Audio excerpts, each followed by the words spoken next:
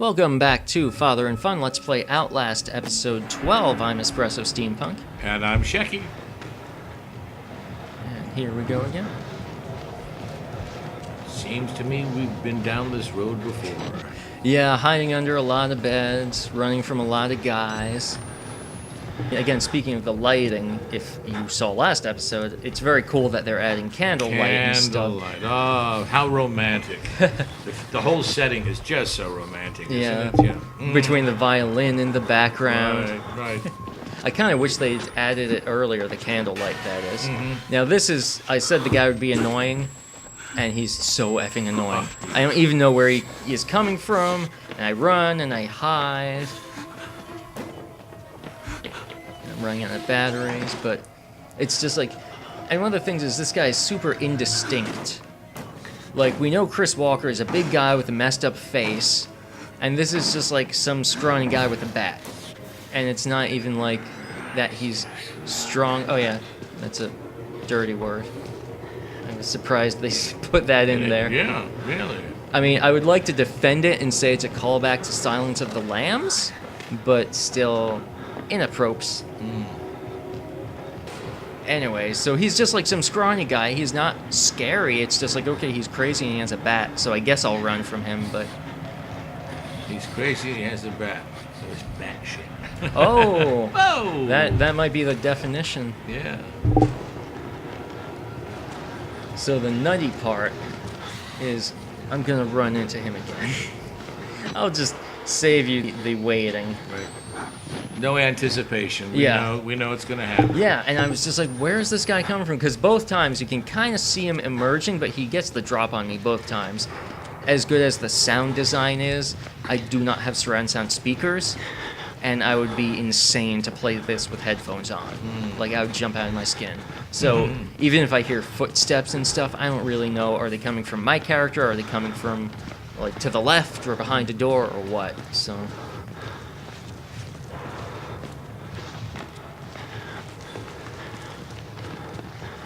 I don't know why I didn't cut this out. I mean, if I cut out every time I was skulking, it would be a 5-minute video, but you can see me looking like, where is that guy?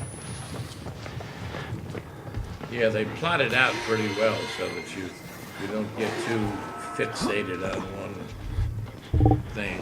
Yeah, so I got smart here and just decided to run the other way. Yeah, there you go. I tried to close that door, I opened the other door. Double doors are like your worst enemy in this game, but it let me realize the guy's not following me anymore, so at least I have a safe spot. However, for now. Yeah, I hid under the bed, I think, to like change batteries and just make sure I'm safe. Maybe not. I almost tested that door, I'm like, no, that'll make me look dumb.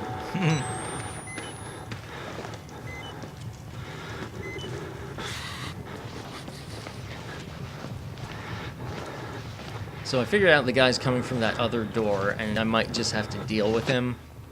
Like, run past him, or just get lucky. I couldn't see him, but you'll see me, like, is he over there? Is he over there? Kind of playing peekaboo, which makes me feel like an infant, but... It's at the point in this game where just the worst thing about it is having to reload and do it all over again. And again. Yeah. And again. And again. And with what we're doing here, it's like every time I die, there's more editing work I have to do. And I think I kicked the microphone just then. We'll see if I can cut that out. Speaking of editing work.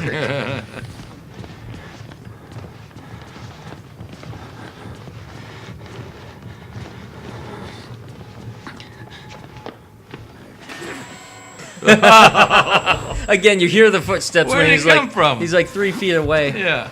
He's somewhere down the hall, and again, I don't know if he's on a patrol path or if I cross a threshold and it like summons him, like is it a scripted kind of thing? I don't know. But luckily he's a lightweight. Like Chris Walker will kill you in 2 hits. This guy, you can take a few. So again, I don't see him, so I just haul ass. And that turned out to be the right move, and I still have no idea where he's at or what he does, but at least we're moving forward. I think I literally yelled out like, Jesus fucking Christ, when it happened again, because I just got so frustrating. And again, lousy with batteries. The most I've ever had in this game is 5 batteries, and I'm back to it with way more night vision. than anything else before.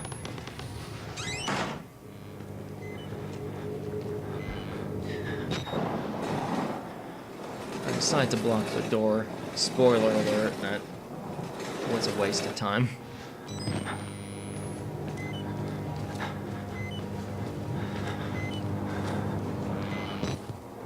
I really question why there are fireplaces in an insane asylum. Like, space heaters are one thing, but I don't think you can trust crazy people around open flames. I mean, even if this is like a faculty area. Yeah, you have a point there, but you know, it adds a dimension of fear or whatever, because you got flames. Something could happen. That's you true. could anticipate something happening. So That's true. that's Santa could come down the chimney. that's right. And then kill everybody he sees. It could be bad Santa. There's gotta be a movie about that somewhere. Invite. The Wall Rider. And actually, I think it's this episode where there's a whole document about the Wall Rider. It finally kind of answers some questions. I say finally, but we just saw the guy, so. Right. The writing is well timed. The gameplay, not necessarily. And I see this guy, and I'm just like, please don't be looking at me. He is. So I run. Now I was going to block the door again, and I had a better idea. And to my immense surprise, it worked.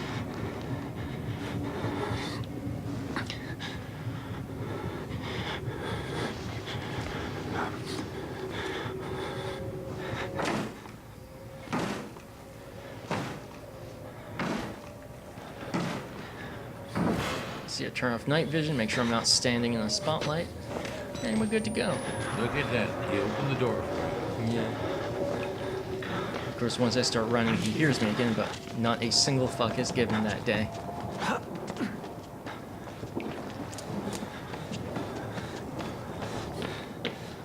Yeah, that guy freaked me out, but he's just a crazy guy. He's just chilling.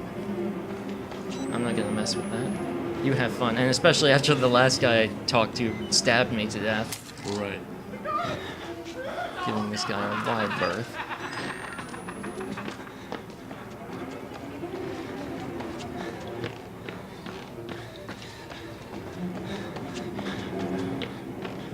There's definitely a point in this game where you just haul ass, because it's like, I don't know where the guys are, I don't know where they come from, but if I poke around, they'll find me before, I find them or whatever.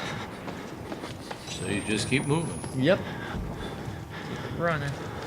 Makes you a movable target rather than a stationary target. Precisely. Like, the worst thing you can do is get yourself cornered, so as Yeah. long as... Even, like, if you run and then they hear you, they'll say something and the subtitle comes up. So even if the speakers don't warn you, like, you know that they're onto you, and you usually just turn around and run the other way and hide somewhere.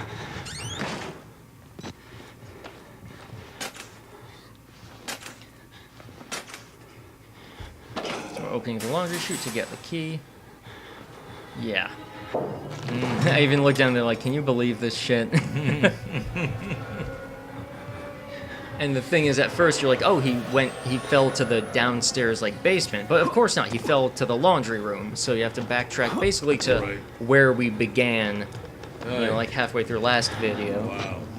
And again, I cut that out, but there's another nasty There's surprise. that jump again. Yeah. Even worse, for whatever reason, now there's some loonies wandering around downstairs too, which was a surprise to me. So as much as I'm cutting out the backtracking and stuff, I do leave in the one part where I get quite scared out of my wits.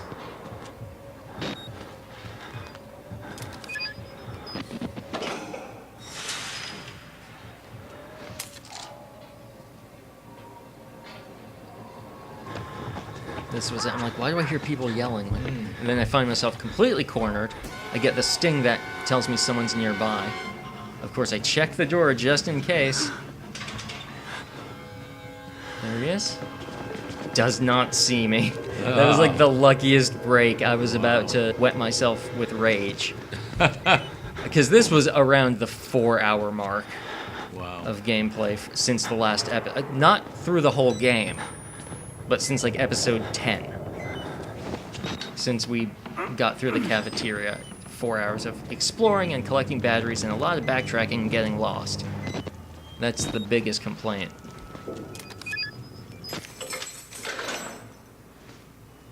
And then you're gonna see some boneheaded stuff coming up where I just missed jumps and stuff. Maybe my hands were shaking or sweating or something. Again, follow the blood. I can only assume Father Martin's writing that. Because that's not the first time, but it's just... Why doesn't he just give us all these keys and stuff?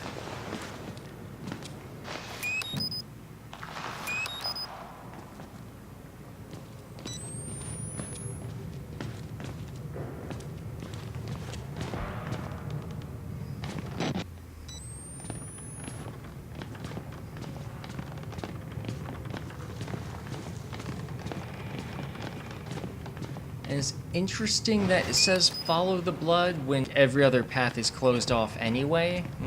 So, you know, I guess they're trying to imply that Father Martin is helping you. It seems maybe a bit excessive. I'm not sure.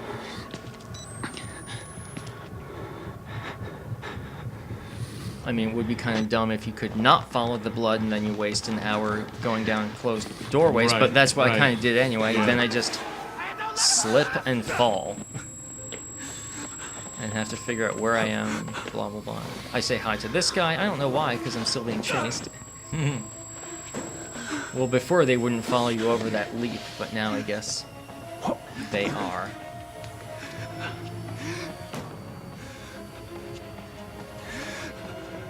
Oh my god, that's the wrong way. That guy came out of I don't know where. Where? And he didn't see you? He is following me. But I think so, yeah. And then I missed that jump. Ooh. And then, yeah, he comes out and says hi. I think he just has fists, though, so not a big hit. Now, this is funny. When I jump and I make the jump, I turn around and I'm like, if this guy starts a jump animation, I'm going to walk to the edge of the ledge and see if I can, like, make him clip through the floor or something. Right. But he doesn't, so I was like, oh, okay. See you later, sucker. Yo, Holmes, smell you later. I got nothing left! Nothing! Gone! It's all gone!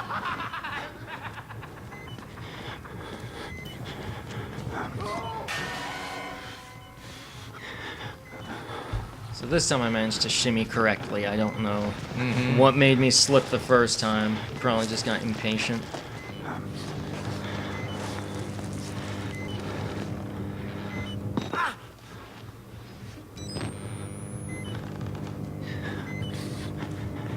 And this is kind of cute. It looks like they were trying to make a blanket for it or something.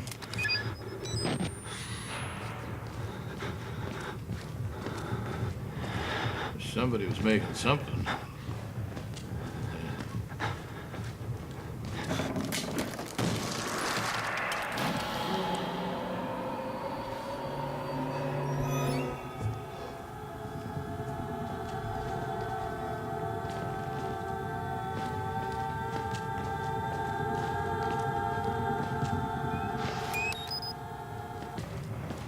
You know, I just realized...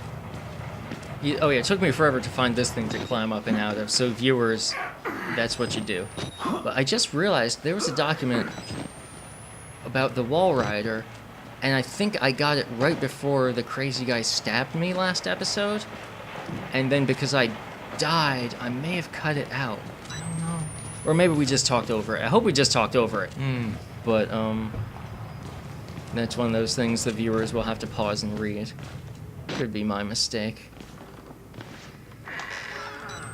That's kind of the problem with me recording the footage, you know, a few weeks in advance of where we're at.